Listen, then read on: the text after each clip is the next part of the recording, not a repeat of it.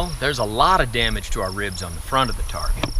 Just annihilated our orange lung tissue. A couple of the rounds did hit the ribs on the back of the target, but made much smaller holes, so they lost a lot of their velocity, but still, where the bullets hit the ribs, broke them. And all of our projectiles penetrated to about the 30th layer of fleece. Now let me show you a close-up of what these look like. And again, one of our projectiles fragmented into bits of it left, but as far as the other three, we see very good expansion. So far, our M1 carbine seems to be performing pretty well, but what kind of results will we get using ammunition that's more similar to what you'd see in a military setting? Now I'll shoot from 25 yards with our Remington green and white box 110 grain full metal jacket round nose.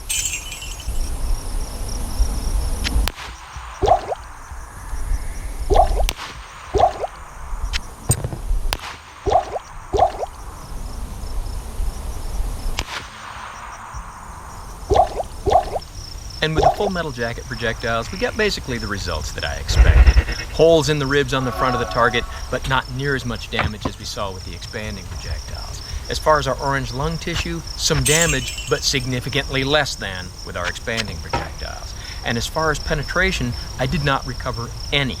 As far as I can tell, they all went through every single layer of the fleece bullet stop. So how will our .30 carbine full metal jacket ammunition compare to 5.56 NATO full metal jacket? Well, I've got my A1 loaded with Federal XM193 5.56 NATO 55 grain full metal jacket spear point. So let's shoot this from 25 yards and see what kind of damage we can do.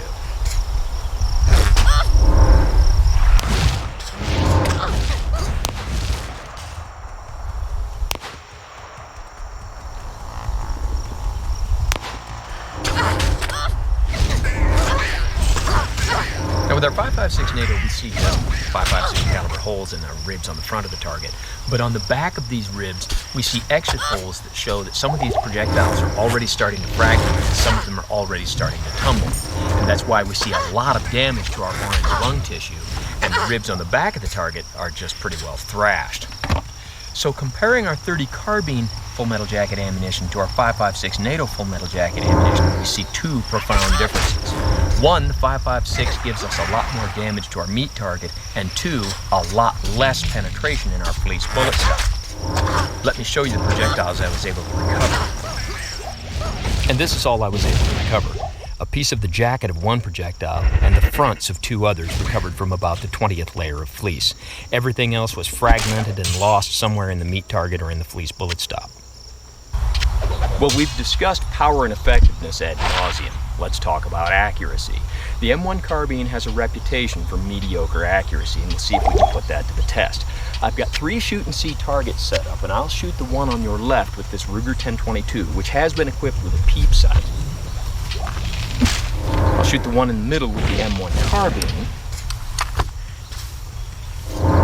and the one on the left with this A1 platform, and I'll shoot prone unsupported from 100 yards.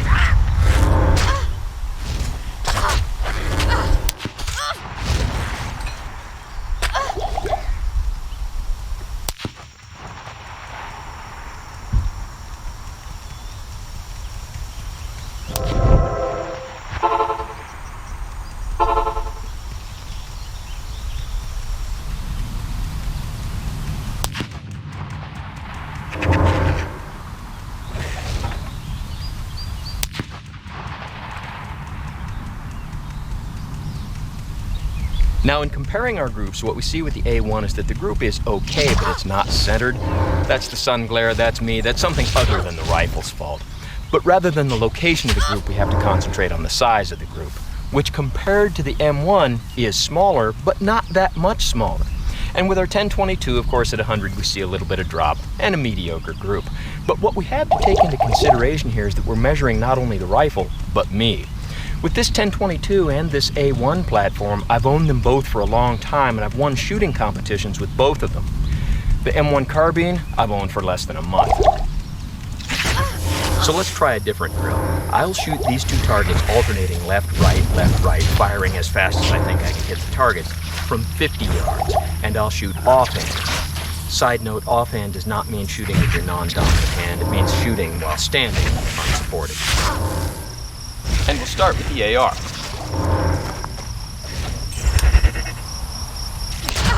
I need more.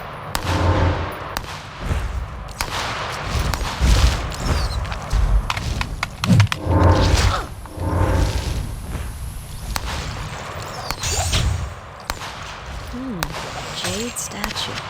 What should I do with it? And now the M1. I'm back in. Good day. Hello.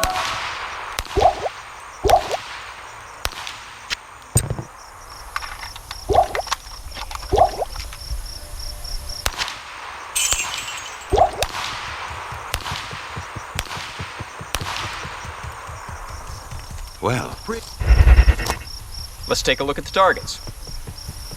Obviously, after shooting the targets with the AR, I took those down, put up the M1 targets, now put the AR targets back up for side-by-side comparison. And the side-by-side comparison looks like this. On our left-hand targets with the AR, I fired 6 shots, got 6 hits, 4 in the 10 ring. With the M1, I fired 6 shots, got 6 hits, 4 in the 10 ring. On our right-hand targets with the AR, I fired 6 shots, got 5 hits, 4 in the 10 ring. With the M1, I fired 6 shots, got 5 hits, 4 in the 10 ring. So no meaningful difference in the numeric score. And as far as a difference in time, negligible. good day. Okay, we're almost done. Just a few other things I want to cover. The first being reliability. Along with the M1 carbine's reputation for being grossly underpowered and having mediocre accuracy is its reputation for mediocre reliability. The first thing I'd have to say is I put over 200 rounds through this one, and so far its reliability has been 100%. A lot of times when there are reliability issues, it has to do with ammunition or magazines. Military issue M1 carbines were intended to shoot full metal jacket round nose ammunition, and sometimes soft points won't feed properly, although they seem to feed fine in this one. Another problem comes from using very poorly made magazines. Also, some people will use 30-shot magazines, and M1 carbines can have a problem with these, although again, this one seems to work just fine. However, the old tired concept of downloading a magazine by a few rounds, and people will tell you that it's not necessary. I've found that when using 30-shot magazines in an M1 carbine, if you load them with only 25 rounds instead of 30, it can greatly increase your reliability. So if you have an M1 and you're having reliability issues, before you throw it off a cliff, switch out your magazines, switch out your ammo. Now, some other stats on the M1 carbine. Military issue M1 carbines are caliber 30 US carbine. I have seen some copies of M1s in other calibers. There was a rifle that looked similar to it that was caliber 9x19. But over the years I've met a few people, I mean just a few, who were of the opinion that military issue M1 carbines were caliber 30-30 Winchester. Well, if anybody's ever made an M1 carbine in 30-30, I've never seen it. And most certainly, military issue M1s were not 30-30. They're caliber 30 US carbine. And on the subject of military issue rifles, you'll notice this one does not have a bayonet lug. Good day. It's a common conception that military issue M1s have a bayonet lug, those made for the commercial market don't. And there is some fact to that. However, if you look at old photographs of American military personnel during the Second World War or the Korean conflict, you'll see a lot of people carrying M1 carbines that have bayonet lugs and a lot of people with M1s that don't. Now, another statistic on the M1 carbine is the barrel length. This one has an 18-inch barrel, and all the military issue rifles that I've ever seen had 18-inch barrels. There's a misconception that they have 16-inch barrels. Again, if there's a version of the M1 carbine that has a 16-inch barrel, I haven't seen it. If anybody has, please share. A real big point of the M1 carbine is its weight. Sources don't seem to agree on what the weight is. I read a source that said 5.2 pounds, a source that read 5.4 pounds. That might have something to do with the absence or presence of a bayonet lug. But even at 5.4 pounds, that sounds pretty light. And compared to the carbine's contemporaries, like the Tommy gun or the M1 Garand, 5.4 pounds is very light. And side note, I say Garand, some people will tell you that it's Garand, tomato, Caribbean, caramel, caramel, carbine, carbine. This is not the format to critique my pronunciation. But by today's standards, how light is 5.4 pounds? Well, by textbook, this A1 rifle has a weight of 6.5. The A2 is 7.9 pounds. And even some of today's carbine versions of your AR platforms are still going to weigh significantly more than 5.4 pounds. So, the M1 is still pretty light. However, right about now is when someone brings up the weight of the ammunition. Your ammunition has 4 components: projectile, propellant, primer, casing. Your projectile, being typically copper-jacketed lead, is a big part of the overall weight of your ammunition. And because your .30 carbine ammo is a 110 grain projectile and your 5.56 NATO is a 55 grain or 62 grain projectile, it can lead to the conclusion that although smaller, .30 carbine ammo will weigh more. Well, I weighed some ammunition, and when you weigh whole cartridges, they can vary in weight depending on your manufacturer, even when they all have the same projectile weight. And what I found was that .30 carbine ammo weighs just about 180 grains, while by comparison 5.56 NATO ammunition, loaded with a 55 grain projectile, weighs a little over 170 grains. So the weight of the .30 carbine ammo is more, but not by very much. To put it in perspective, if you were carrying a basic load of 200 rounds, your .30 carbine ammo would increase your weight by a little over 4 ounces. And if you were using 5.56 NATO ammo with a 62 grain projectile, the difference in weight would be almost nothing. So, the advantage of the 5.4 pound rifle seems to be a very significant advantage. But that brings us to the next topic: the relevance or lack thereof of the M1 carbine in the 21st century. Well, even though today we saw that it seems to have more power than we gave it credit for, more accuracy than we gave it credit for, it's not going to really stack up against AR platform rifles at distances of 300, 400, 500 yards.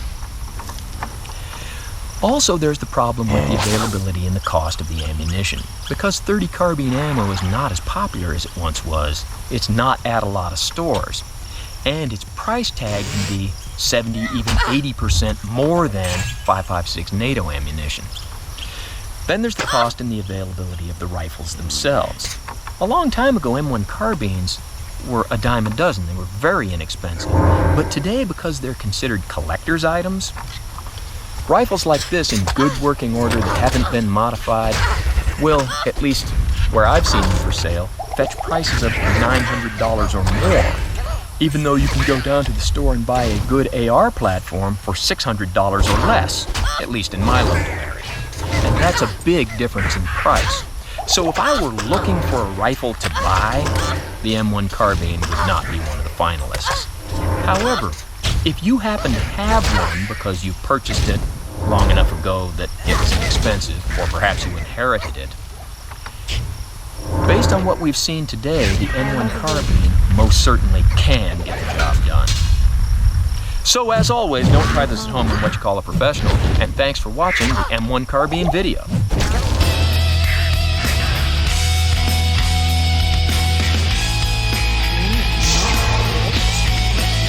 I should consult links.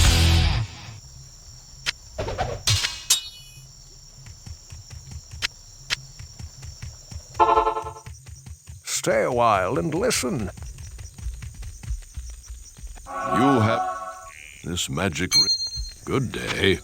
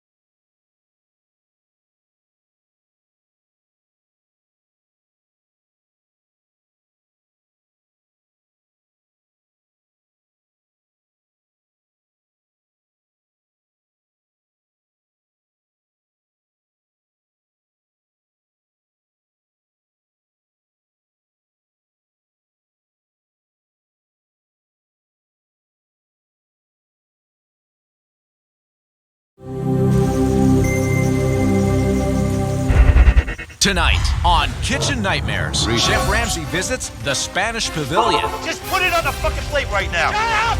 Get out of here! A New Jersey restaurant that specializes in nightly battles. Give me three seconds. These three right here! It's brother against brother in the main event. I want you to listen to me.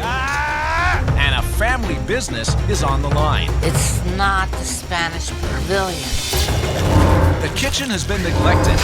The food is a mess. Dead lobster stuck at the bottom. And the staff is ready to mutiny. I want to throw the fucking food out. Tonight, in one of the most difficult challenges he's ever faced, Go! Go! Chef Ramsay tries to save a family legacy If your grandfather sat on my table today, he'd be beating the crap out of you. that is spiraling out of control. That's tonight on Kitchen Nightmares.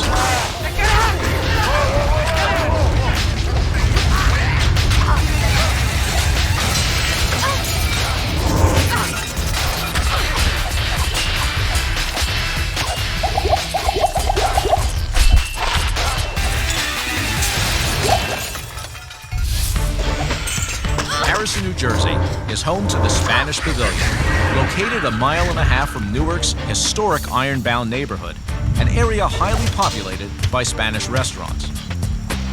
The Spanish Pavilion was opened by a man ahead of his time, Antonio Fernandez. My grandfather was a pioneer in Spanish cuisine.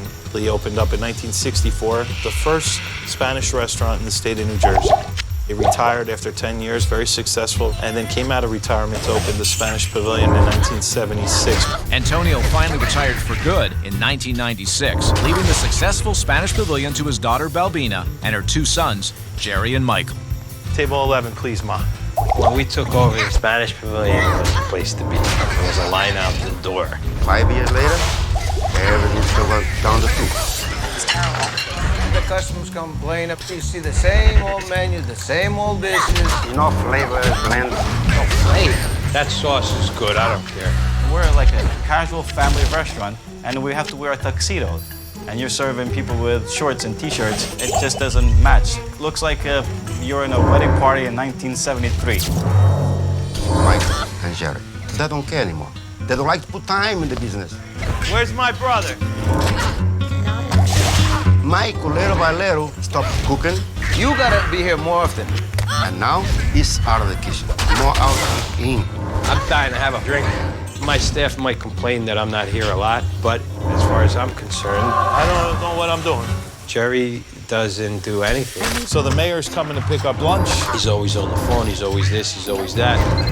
I'm a councilman in my town. Tomorrow night we'll celebrate victory. I smell it in the air. And I am out of here more, but sometimes I don't want to be here enough because Michael can get a little tough. What the hell happened to this? Fucking A with the lobster biscuit. Oh, fuck. Screaming and yelling, and I guess it kind of wears you out. You know, there's a real easy solution for this fucking problem. Michael, What? stop it. Michael, stop it. Michael and Jerry have a lot of differences, and I find myself in the middle. I don't want to hear any more about the That's situation. too bad. My mother is at this restaurant right now just to make sure that my brother and I do not kill each other. What do you need? Huh? Get out of here. This place needs big time help. I don't know what to do. On a Saturday night, maybe I'll do 10, 15, 20 dinners. That's not paying the bills. I still haven't even paid my fish guy. I gotta pay my fish guy. We're in the debt over $500,000-600,000. I'm scared. We can't support our families on this business, so it's stress. I'll do anything it takes to succeed. Spanish Pavilion is all I got.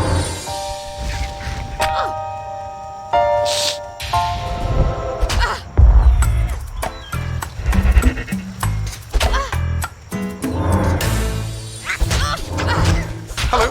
Hi. How are you? Somebody died? Did somebody pass away? No, No. You all look immaculately formal, but tuxedos, undertakers at a funeral. How old are those suits? They are beautiful.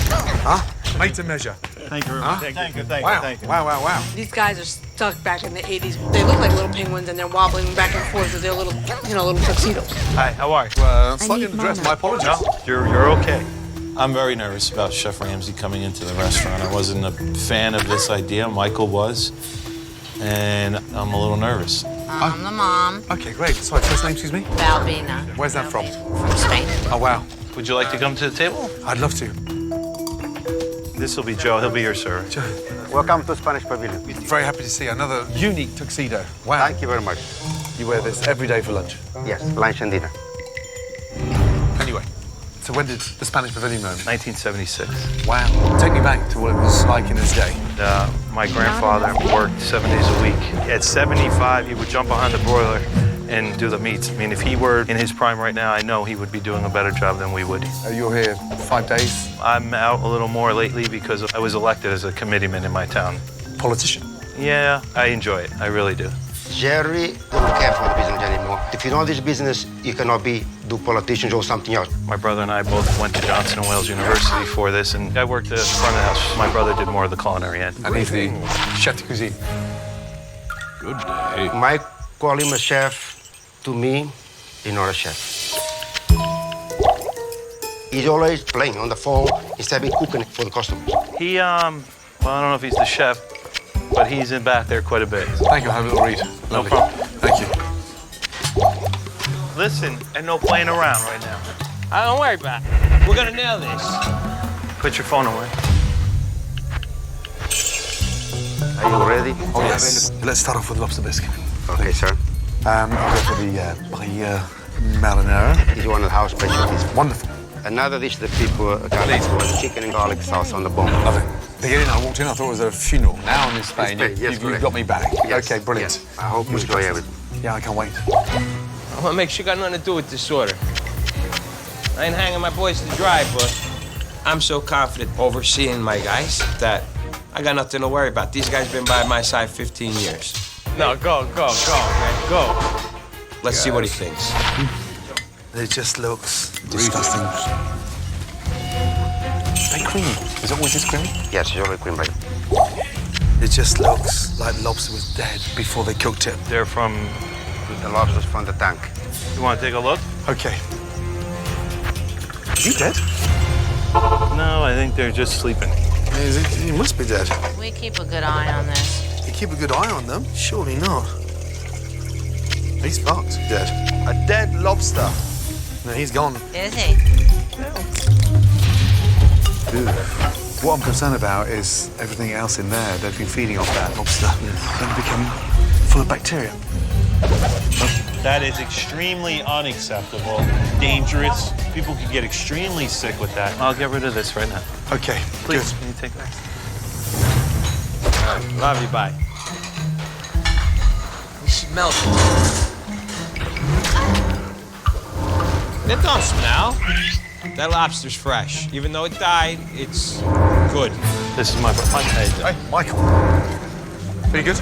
Good, I'm doing fine, thank you. good. I know you saw a lobster in there that passed away. Well, we try to check that every day. I was just slightly concerned to see the dead lobsters in there. I try to freeze them right away, and then I make the best from that. Okay, you must be busy. Thank you. Enjoy. Thank you. Okay. I'm gonna serve you right now the chicken and garlic sauce. What is all that in there, the grease? Olive oil, garlic. We've got a little bowl. We just drain all that out. It's like they're swimming. Thank you. Oh, dear. It's like a fucking Exxon Valdez there. Too much olive oil for you. You think there's too much olive oil in there? It's like a heart attack waiting to happen. I hope there's a hospital nearby. The chicken tastes absolutely dreadful. I just want you to taste the chicken. Just taste that. It's dry. You sound like a politician now. James, I'm not fucking around. That's gross. Do me a favour. Can you ask your brother to taste that? Yeah. I want you to try this. What's the next dish? Paella? Send a paella. The paella? What did Michael say? He's trying it right now. I'm gonna find out. Okay, fine. What do you have to say? I thought it was fucking good. I'll tell him that. Have faith with me, baby. This ain't a normal guy. It's a Brit, huh? They're pain in the neck. He thought it was fucking good. Well, if he thought that was fucking good, then I'm screwed. If you're screwed, imagine how I am. And this is the Paella marinara. the lobster in this paella. Did it come from the tank? Comes from the tank.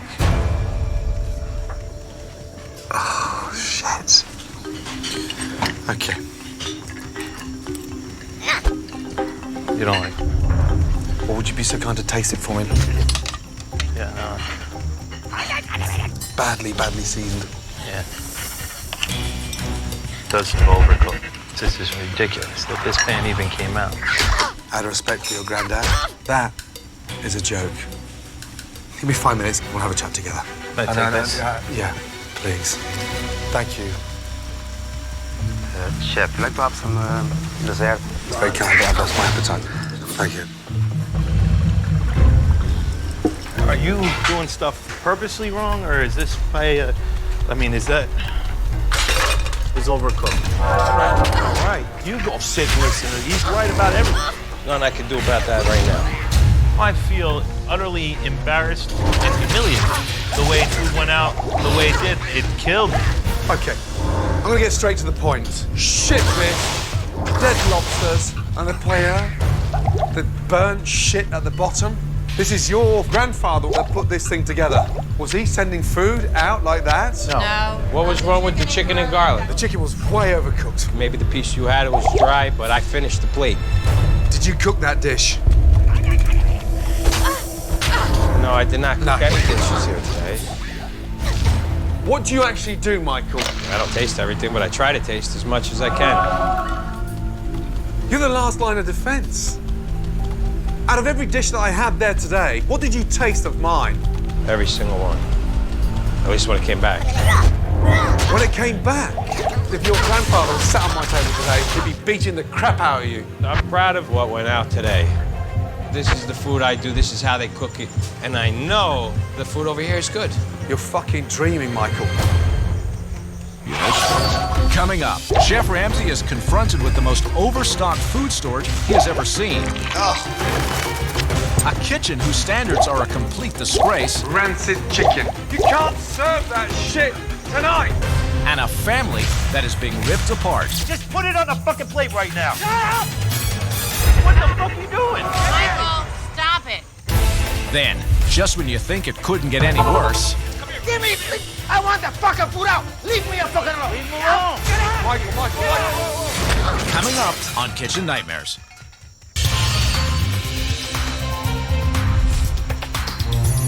Hi, how are you? Enjoy your meal tonight. Welcome to Spanish Pavilion. After an afternoon that included a dead lobster in the tank, a miserable lunch, and a head chef that doesn't cook, Chef Ramsay is anxious to observe a dinner service at Spanish Pavilion. Can I get the chicken and rice? Chicken and rice? I'm gonna try the pollo picote. I'll pick my own lobster right from the lobster tank for you. Deboit coming up. Where's Michael? He's just sitting at the bar. At the bar? How you doing, bro? Nice to see you. Michael, can we get ready? I'm ready, Jerry. Ready. See how ready you are. No one's really in the back of the house, observing and making sure everything's 100%. I think my brother should be monitoring that, watching it. Despite head chef Michael being absent from the kitchen, dishes are being sent out. There you go. They're here ready.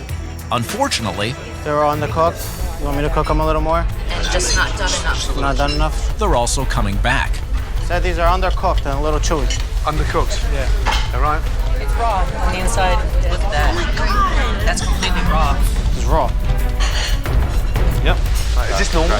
Yes. They happen a lot of times. It shouldn't happen, but they happen a lot of times. The kitchen have an system. There's no one person in charge in the kitchen. It's supposed to be Michael.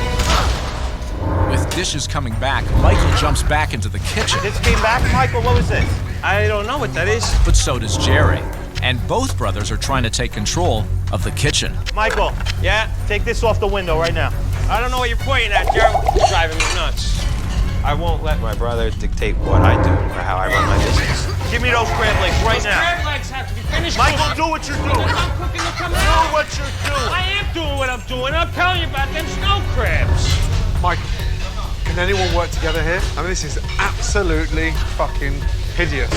King crab legs already out. No, this No. is just snow. No, there's no king crab legs out. My God. If I would have known it was gonna take this long, I would have definitely had something before we left. Hopefully it's worth the wait. You get involved, you confuse me. See? Give me. Only I take is the yellow tape. You cannot touch Listen to me. Listen to me. Give me a pork chop. Feed him. Mike was in the middle. He tried to do everything. And he got he confuses a lot of people. I need an order of Spanish potatoes and rice. And I want Together or separate? It doesn't matter. I don't Tell give a me. shit. Separate. Stop yelling. I'll knock you out right here. You hear me? We need to get organised big time. Everyone's arguing with each other and it's like no teamwork anywhere. Nope. I want the food. I'm gonna go home in a minute. Okay, me too. I gotta go home too. Okay, give me those lobsters. Give me those lobsters. Those people are waiting. They're right here. What do you want? I'm up your ass in a minute? Give them to me. I'll take them out. Mike, keep it together. Listen, give me the fucking food. I want to stand out. I want to get the fucking food out. Let's come here. Give me. Come here. I want the fucking food out. Leave me a fucking alone. Leave him alone. Just leave him alone. Give me the food that I want. The customers are waiting for the food. Everything you can. We're okay. We're okay. We're okay.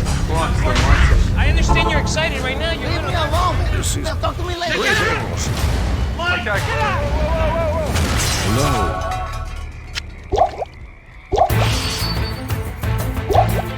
It's 2 hours into dinner service, That's completely raw. with dishes being returned and very little food leaving the kitchen. Give me the food that I want. The customers are waiting for the food. There's now chaos at Spanish Pavilion, I want the fucking food out. Leave me a fucking alone. leave him alone. and it's all too much for Michael. Talk to me later. Get out of here. Michael, Michael, Whoa. Get out of here. Get out of here. Stop it. Get out of here. Michael, what's the matter with you? Stop it. Stop it out. Michael, stop it. No way. You're jumping around. Give me the food. Give me the food. Michael, Okay. something? Michael, come here. You gotta listen to something. Relax. Okay, Just stop. And Michael, you're a fucking owner. Just boom. Big deep breath. What are you doing? Stop What are you it. doing to that man? This guy's Stop here to it, help you. Michael. I know you. Well, then what the Stop fuck it. are you doing? Michael should never touch somebody. Stop it. Michael had no right to do that. Michael should not do that. That's where my brother sometimes doesn't get it. So let's get back in normal here. Go take a breather. Is that normal? My brother's reaction? Yeah. He can flip like this sometimes, yeah. Can't work like that. Jumping around like a maniac. Calm down. Michael. Calm down. Michael, you calm down now and stop making a big show out of this. I'm not, Mom. Stop it. I was the one that made the show out of this. Again, it's Stop Again, it, it's my Michael. fault, Mom. Again, Michael. it's my fault. Stop it. Yeah. I lost my temper. In the heat of the moment, it happens. But I gotta calm down, regroup, and just breathe. With Michael cooling off outside, Okay. the kitchen manages to pull it together, Five's ready. Take it out. sending out the last orders of the night. Have a good night. Thank you. Okay, what a day. I've never, ever seen such a disorganized, fragmented service ever. Disaster. Confusion in the kitchen, chaos in the dining room. Lots of confusion. Michael, I thought you were supposed to be running the kitchen. I don't think you realize how bad tonight was. I'll see you in the morning.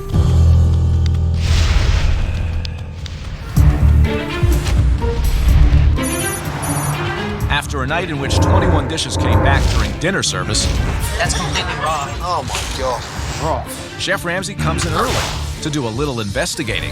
What is in there? They're not drumsticks.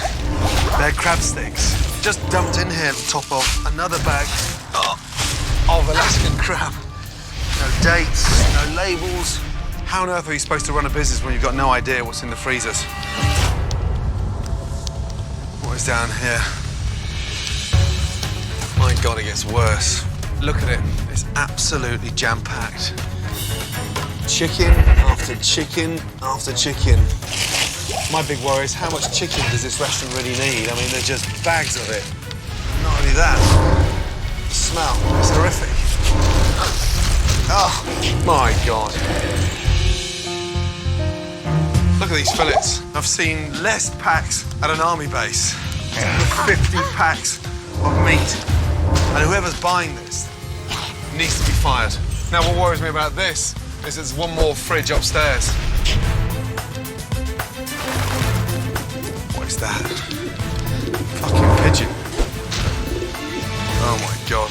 It's never ending. Just when I think I've seen enough, there's more. Look, dead. decomposed, soft, dead. Oh, that's the snails. Oof, no. What is that in there? That is a raw dead lobster. That is disgusting. It's 2 hours into Chef Ramsay's inspection. Michael, Balbina, and Jerry arrive unaware of what Chef Ramsay is doing and what he has uncovered. Morning. Morning, Chef. Morning, Chef. I just need you for 2 minutes. Who in the hell buys produce here? Who's responsible for that? I am. You are. Fucking pigeon. What I'm trying to look at are the profits, the purchasing, the thousands of dollars waste. These here, They came in yesterday. that's dead. Let's have a little look around here. Jerry, please. You wonder why I don't like your sauce. That is a dead lobster. The freshest thing in this kitchen is that pigeon flying around. And he's lucky he's still alive. I thought that the kitchen wasn't somewhat this way. Did I think it was that bad? No. I'd love to turn around and say, that's it. Have you seen what's downstairs in the fridge? Where do I start with this? Look at all this fucking meat here. I wanted to make sure I was ready. Ready for what? Whatever. Help me, Michael. Ready for what? My way. Whatever came your way. I don't know what to expect. You're burning money you haven't got. Why is it like this? What happened, Michael? Somebody's not doing their job in the kitchen. There's expensive produce here. This is ridiculous. Yeah, my fault. And my fault on that refrigerator. I'm disappointed that so much was ordered in advance. There's no excuse for that. Spend some time together. I've got to wash my fucking hands before I get diagnosed with fucking staphylococci. You need to concentrate. You know what? Maybe I'm overwhelmed, Mom. Maybe I'm trying to do everything and I can't. Maybe the office, the ordering. What's the most important? I gotta iron that out, Mom. This is the most important. And I try my hardest. I don't know what to tell you about all this meat and everything here. I'm out of here right now. It's overwhelming. I just don't have the answers.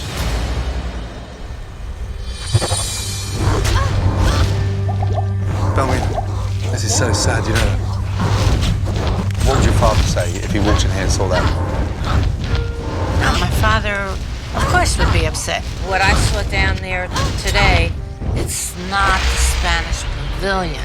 No. It's not what I was brought into. The quality of the food meant a lot to my father. It's upsetting that I would hope things get to the extreme that I have to close the doors. I don't know right now what's going through his mind. His concentration right now is totally off. He's all over the place. It shows. Jerry has to put in a little more too. And when he's here, he should concentrate on the restaurant. Forget all your politics. Jerry needs Michael. Michael needs Jerry. They now have to roll up their sleeves, work together, but more importantly, we've got to set the differences aside as brothers and stop being so stubborn. Because that's what they are, and the business is fragmented. Coming up, I want you to listen to me. Michael and Jerry are at it again. Just put it on the fucking plate right now. And Chef Ramsay is fed up with the brothers. Michael, support! And the food that is leaving the kitchen. You can't serve that shit tonight! At this point, we're just gonna shut it down. Oh, stop! Stop! You don't want to miss what's coming up next on Kitchen Nightmares. Today, Chef Ramsay is determined to move the Spanish pavilion in the right direction. And he knows one step is getting Michael back to where he belongs. I want you to think of something that you want to cook. In the kitchen, cooking. Something that can go on tonight as a special. Yes, Chef. Right out of college, I had a lot of passion. I had a lot of creativity. I would come up with dishes a little easier. But I don't know if I'm going to be able to come up with something that's going to impress the chef. Right, first of all, I want to do a chicken and garlic. Yeah, a modern version. I want you to work with me at the same time. I started off with olive oil. Start off with butter, it's going to burn. I'm excited about having the opportunity to learn from one of the top 5 most famous chefs in the world. You got that nice saute sear on the chicken. From there, you put it over the top and then just scoop up a touch of that sauce. Spanish cuisine, what do you think that you want to cook? My grandfather's really well known for some octopus. Okay. And I want to make some octopus with Nice. Go for it. I'm nervous right now. I hope this dish comes out right. Through the years, I've lost some of my passion for this kitchen. So far, it looks good. I know that Chef Ramsay can help me by bringing my passion back, and I'm looking forward to it. This is the octopus. Okay, and roast potatoes. Yes. Yeah, good, it's nice. Yeah, I like it. Presentation as well, I like it. And tonight, I want you this side of the line, right? Yeah? Yes, Chef. Chef Ramsay's chicken and garlic dish and Michael's octopus special are going on tonight's menu. The chicken dish is a modern version of a garlic chicken. But after serving the same old menu, read the special back to me. I'm sorry. 20-year veteran Joe is having a hard time with the change. Chicken chef on the bone. Garlic. Chicken chef on the bone. Come on, you can do it, Joe. Yeah, but you're making me nervous now. I'm making you nervous? Yes, sir. Just put your head in there for 2 minutes. Cool it down. Head in there. That's it. There you go. Stay there for 2 minutes. It is so nice. Right. Oh. Hi, how are you? Follow me, please. Enjoy. Okay, guys, let's go, yeah? Chef Ramsay knows the success of this restaurant depends on Jerry and Michael working together. Michael. Yes, sir. I want to look at you, yeah, and I want this level of communication much better than we had last night. So tonight, both brothers are assigned to do what they do best. Michael cooking behind the line. All right, listen, try to take care of this area. And Jerry running the pass. Michael, listen at me. I'm Look at me listening. look at me 1 minute. If the shit hits the fan, I want you to listen to me. Yes, sir. No, I mean Yes, sir. Okay. I gotta admit, I'm a little nervous right now. I don't know what to expect. I'm afraid of failure. I might fuck up, but just remind me, We can handle this, all right? we're gonna see. The chicken today is the chicken our chef. A little full wine called this. On steak, cherry wine. Okay? Lemon juice and a little touch of butter. Here goes the first ticket, right? We have a chicken special, Mike. First order comes in, there's a special on, right? It's good, it's good. It's like perfect, bro, but it scares me. I just don't trust. You can see in his eyes he's a little nervous. So hopefully we get through the night. Okay, I'll take that chicken and garlic out. First one of the night. Go, table 6. Despite Michael's lack of confidence, I'm not gonna be able to do it. the specials are not only leaving the kitchen, Oh, wow. the customers This is really good. are thrilled with what they are receiving. Delicious. I like it. Wow. With the dining room now full and orders pouring into the kitchen, I don't know what's going on. Michael, not used to being on the line, is starting to buckle under the pressure. All right, give me table 3 or 6. We got to get this food out. There's no rush. Well, there's a little bit of a pressing now. We'll let him wait. Well, it's been taking an awful long time. Too long to Chuck, is it me or food's taking a long time to come out? Yes. That's Too slow. too slow. Way too slow. Tables are going to get up and leave in 10 seconds. I need table 13. It's about 3 minutes away. Don't keep asking. If we have all these tables waiting for food, and Michael's overwhelmed with his kitchen duties, and I need him to focus. Just put it on the fucking plate right now. Shut up! Come on, guys. As tensions escalate in the kitchen, very little food is making its way out to the dining room. And one customer who was lucky enough to receive food The chicken's dry and mushy. isn't exactly happy. Ever had it, Chip? The time. I didn't like it. Good Jerry, day. it's not normal. It's not fucking normal. That one chicken that just didn't smell right. Oh, come on. Oh, no. Jerry. Yeah. Michael. Yes, chef. Urgently. Quickly. Smell. It's gone. No, smell it. Don't just say fucking yeah. It's gone. You can't serve that shit tonight. I felt utterly embarrassed and humiliated.